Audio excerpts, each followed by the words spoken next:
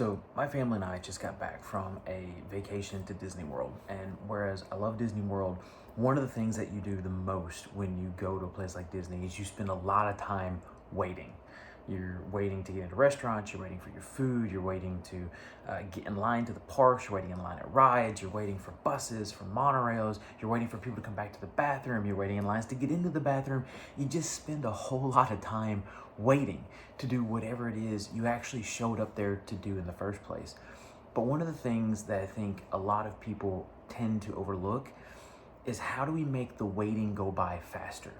What are we doing while we wait? How do we make the time pass easier, quicker, so that when we get to where we're going, we can look back and say that, hey, what I was doing while I was waiting was productive. It made it worth it.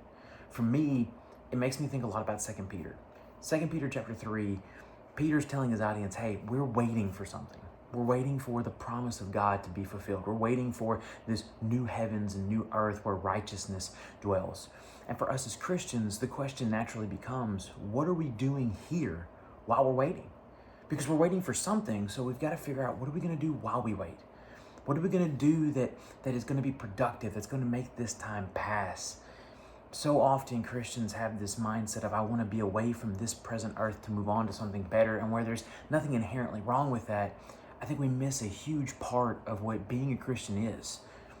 Figuring out what to do while we wait. Being productive for the kingdom. Showing other people who Christ is and what they need to do while they wait for the same thing that we're waiting for.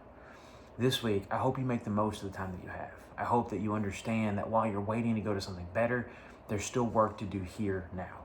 I hope you have a great week, and remember that God loves you.